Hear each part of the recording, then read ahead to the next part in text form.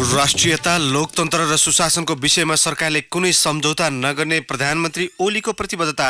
नेपालका कम्युनिस्ट अधिनायकवादी नभई लोकतन्त्र पक्षधर भएको दावी। संघीय संसदका दुवै सदनको बैठक बस्दै राष्ट्रिय सभामा कर्मचारी समायोजन विधेयकमाथि दफावार छलफल हुँदै।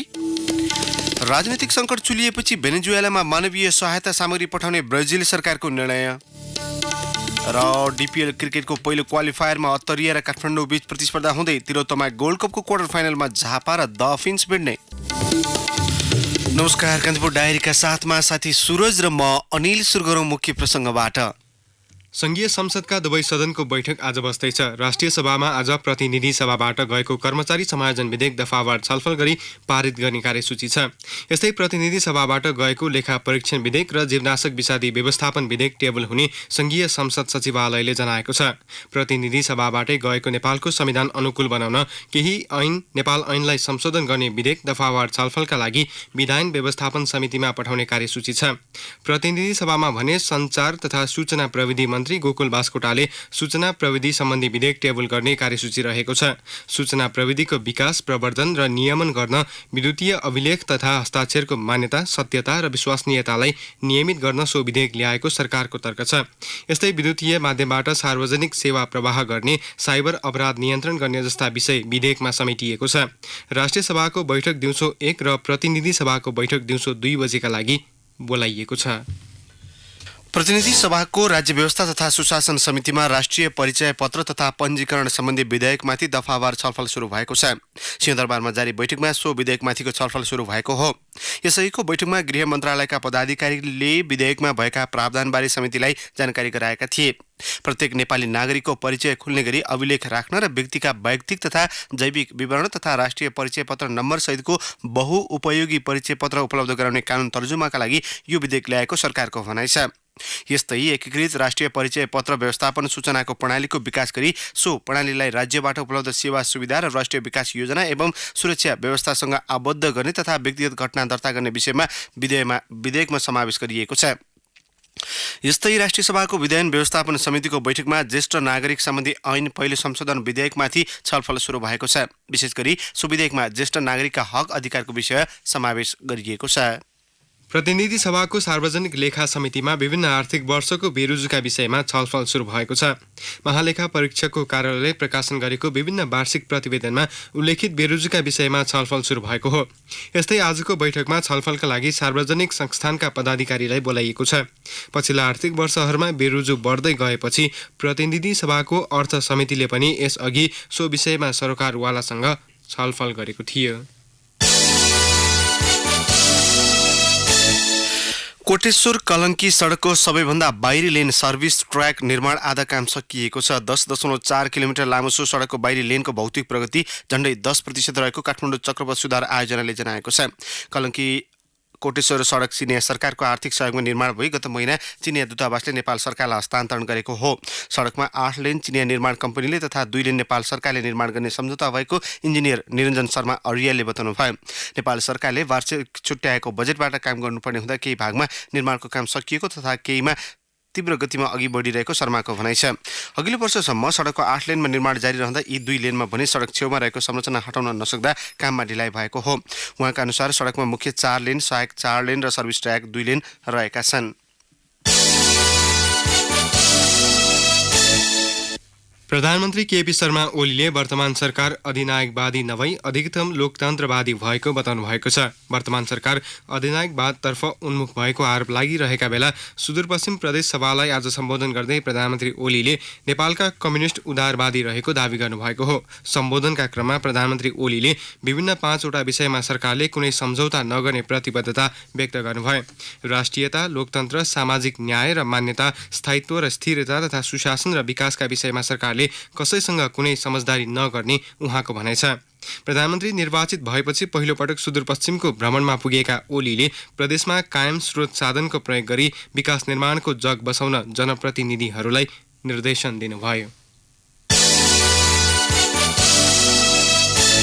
बागलुङको जैमिनी नगरपालिका छेस्तीमा जीव दुर्घटना परि मृत्यु हुने 4 जना पुगेका छन्। स्थानीय जनकल्याण माविको वार्षिक उत्सव सकेर फर्केका विद्यार्थी र अभिभावकहरू चढेको ध 1J791 नम्बरको जीप हिजो सडकदेखि 1000 मिटर मिटर तल पिरमा खसेको थियो। प्रहरी उपरीक्षक दीपक रेग्मीका अनुसार दुर्घटनामा विद्यार्थीहरू 12 वर्षीय ज्योति पुन, 15 वर्षीय कि प्रियङ्का पुन र एलिना पुन तथा शिक्षिका तुलसी पुनको मृत्यु भएको हो। गम्भीर घाइते 5 जनाको पोखरामा उपचार भइरहेको छ। झन्डै 25 जना सवार जीप उकालोमा तान्न नसकेर पछि हटेर भिरबाट खसेको अनुमान गरिएको छ। राति 12:30 बजे घाइतेलाई उपचारका लागि धौलागिरी अञ्चल अस्पताल पुर्याइएको थियो। 2 जनाको घटनास्थलमै तथा अन्य 2 जनालाई उपचारका लागि ल्याउँदै गर्दा बाटोमै मृत्यु भएको हो। घटनास्थल सदरमुकामदेखि 36 किलोमिटर दक्षिणमा पर्छ। यस्तै बझाङ र ताप्लेजुङमा मोटरसाइकल दुर्घटनामा परि 4 जनाको मृत्यु भएको छ। बझाङमा मादक पदार्थ सेवन गरी 3 जना सवार मोटरसाइकल दुर्घटना हुँदा 2 जनाको मृत्यु भएको हो। 1 जना गम्भीर घाइते भएका छन्। जय पृथ्वी नगरपालिका 7 का 21 वर्षीय प्रेम हमाल र 10 का 22 वर्षीय पवन छन्त्यालको मृत्यु भएको हो। से 6 प 6466 नम्बरको मोटरसाइकल सडकबाट करिब 150 मिटर तल सेती नदीमा खसेको हो। घाइते आकाश सिंहको जिल्ला अस्पताल बझाङमा उपचार भइरहेको छ।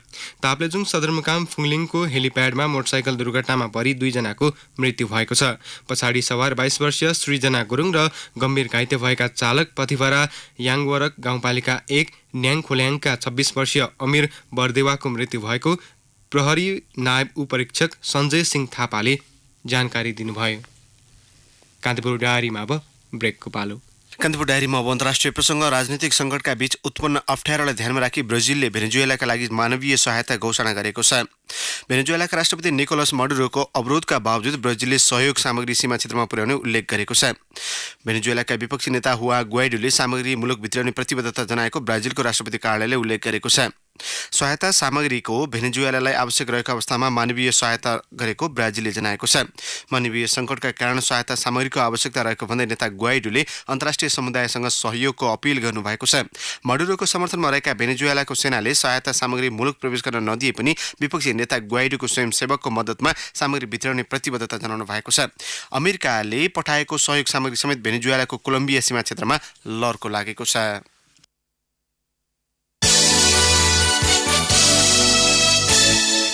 अब खेल प्रसङ्ग। तेस्रो संस्करणको धनगढी प्रिमियर लिग क्रिकेट डिपिएलको पहिलो क्वालिफायरमा आज सिवाइसी अत्तरिया र काठमाडौँ गोल्डेन्स बीच प्रतिस्पर्धा हुँदैछ। समूह चरणको अन्तिम खेलमा हिजो भिडेका 2 टोली एक दिनपछि पुनः आम्ने सामने हुन लागेका हुन्। 5 खेलबाट अत्तरिया 8 अङ्कमा तालिकाको शीर्ष स्थानमा रहँदै क्वालिफायरमा प्रवेश गरेको थियो।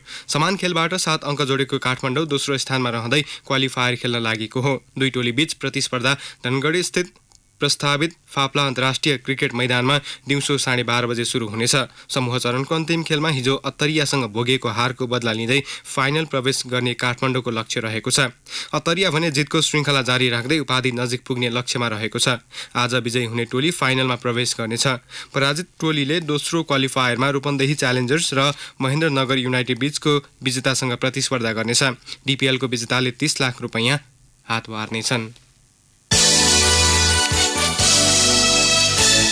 भुटानमा जारी जिङमे दोर्जी वाङचुङ गोल्ड कप फुटबलको दोस्रो सेमिफाइनलमा नेपालको 3 स्टार क्लबले आज भारतीय क्लब ब्रदर्स युनाइटेडसँग प्रतिस्पर्धा गर्दैछ। सेमिफाइनल भिडन्त फुटसोलिङ स्थित PSA फुटबल मैदानमा नेपाली समयअनुसार दिउँसो 3:15 बजे सुरु हुनेछ। क्वार्टर फाइनलमा 3 स्टारले भुटानको वुड एन्ड एकाडेमीलाई पेनाल्टी सुटआउटमा हराउँदै सेमिफाइनलको यात्रा तय गरेको हो। ब्रदर्स युनाइटेडले भारतकै रोयल FC सिलगढीलाई हराउँदै अन्तिम 4मा स्थान बनाएको हो। आजको विजेताले गोल्ड कप उपाधिका लागि पारो AFC को सामना गर्नेछ। यसअघि हिजो भएको पहिलो सेमिफाइनलमा विभागीय त्रिभुवन आर्मीलाई 1-0 हराउँदै पारो AFC प्रतियोगिताको उपाधि नजिक पुगेको हो।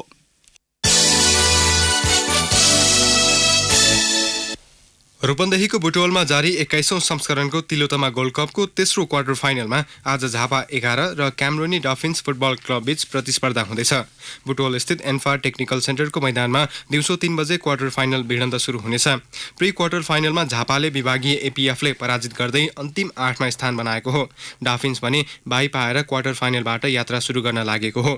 यसअघि हिजो भएको खेलमा पाहुना टोली दार्जिलिङ युनाइटेडलाई 2-0 ले हराउँदै विभागीय नेपाल पुलिस क्लब गोल्ड कपको फाइनलमा प्रवेश गरेको थियो। गोल्ड कपको विजेताले 8 लाख रुपैयाँ र उपविजेताले 5,50,000 रुपैयाँ हात पार्नेछन्। च्याम्पियन्स लिग फुटबल अन्तर्गत प्री क्वार्टर फाइनलको पहिलो लेगमा बार्सिलोना र लियोनल तथा लिभरपुल र बायर्न म्युनिखले गोलरहित बराबरी खेलेका छन्। लियोनको घरेलु मैदानमा अधिकांश समय बार्सिलोनाले दबाव बनाए पनि गोल भने गर्न सकेन। बार्साले 67% खेल आफ्नो नियन्त्रणमा राखे पनि लियोनल मेसी, लुइस सुआरेज र फिलिप काउटिन्होको 25 वटा प्रहार लियोनका गोलरक्षक एन्थोनी लोपेजले विफल पारेका थिए। दोस्रो लेग मार्च 13 मा नाउ क्याम्पमा हुनेछ। घरेलु मैदानमा लिभरपुल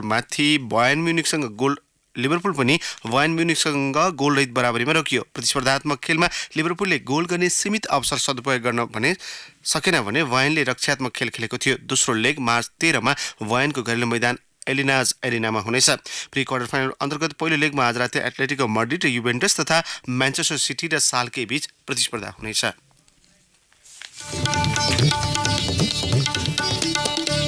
जाँदै मुख्य प्रसङ्गहरू पुनः एकपटक। राष्ट्रियता, लोकतन्त्र र सुशासनको विषयमा सरकारले कुनै सम्झौता नगर्ने प्रधानमन्त्री ओलीको प्रतिबद्धता। नेपालका कम्युनिस्ट अधिनायकवादी नभई लोकतन्त्र पक्षधर भएको दावी। संघीय संसदका दुवै सदनको बैठक बस्दै राष्ट्रिय सभामा कर्मचारी समायोजन विधेयकमाथि दफावार छलफल हुँदै। राजनीतिक सङ्कट चुलिएपछि भेनेजुएलामा मानवीय सहायता सामग्री पठाउने ब्राजिली सरकारको निर्णय। र डिपिएल क्रिकेटको पहिलो क्वालिफायरमा अत्तरिया र काठमाडौँ बीच प्रतिस्पर्धा हुँदै। तिलोत्तमा गोल्ड कपको क्वार्टर फाइनलमा झापा र डल्फिन्स भिड्ने। हवस् त, प्रसङ्गसहित कान्तिपुर डायरीको यो बुलेटिन अहिलेलाई यहीँ सकिन्छ। हाम्रो अर्को बुलेटिन दिउँसो 1 बजे डिस्ट्रिक्ट डायरी हुनेछ। तबसम्मका लागि कान्तिपुर डायरीबाट साथी सुरज र म अनिल बिदा माग्छौँ। नमस्कार। सूचना र मनोरञ्जनको संवाहक रेडियो राष्ट्रको रेडियो कान्तिपुर।